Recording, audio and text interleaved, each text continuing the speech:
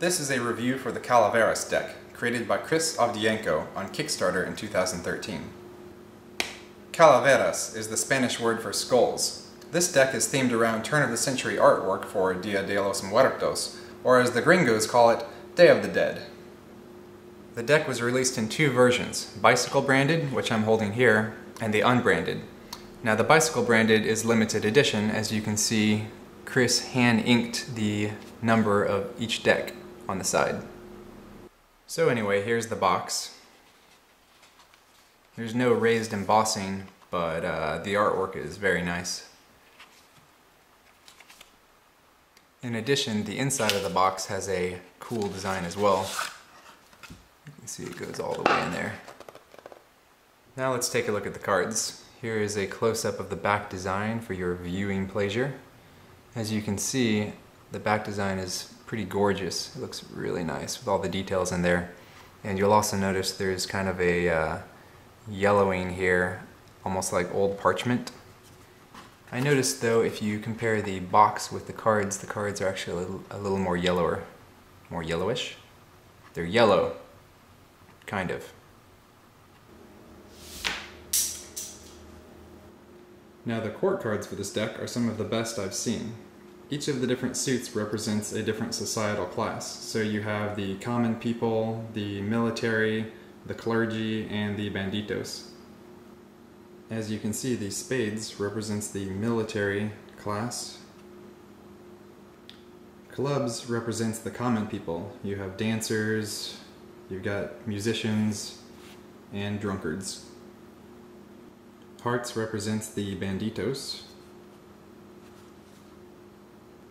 Now what you may not realize is this guy just finished eating a Big Mac, so he still represents the Suicide King.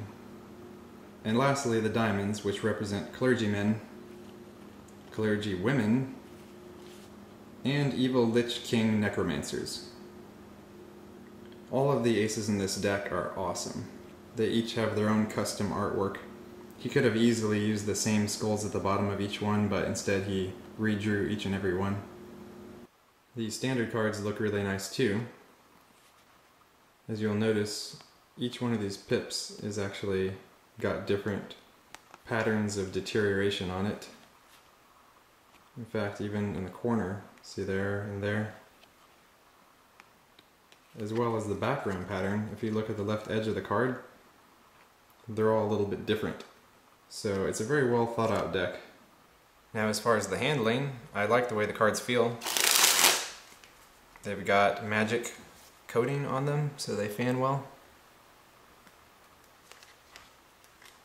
And they feel good. The extra cards for this deck include 2 jokers. I am somewhat at a loss for what to say about these. They're unusual. The deck also comes with 1 ad card, which I usually don't care for, but at least it has good artwork, and a double backer card. The cards seem to fare well to me, which is good for giant fans.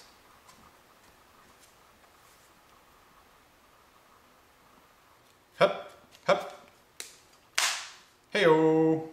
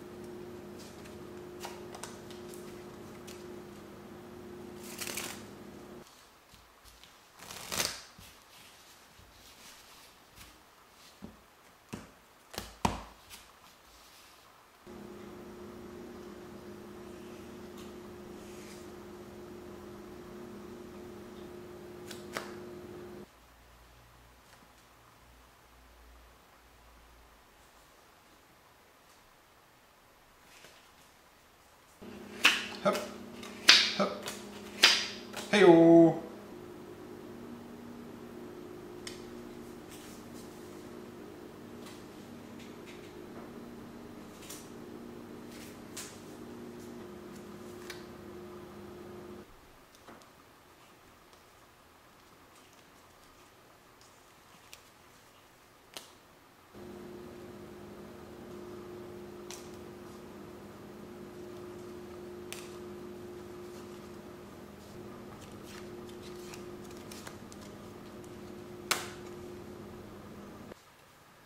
One thing I noticed while handling the cards is that they're extremely well balanced. So, for example, if you wanted to build card houses, it's fairly easy to balance them.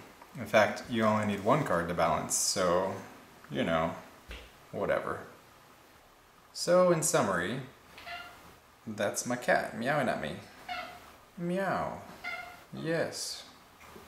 What are you trying to tell me? Anyway, as I was saying, I think this is a really nice deck. It handles well, it looks good.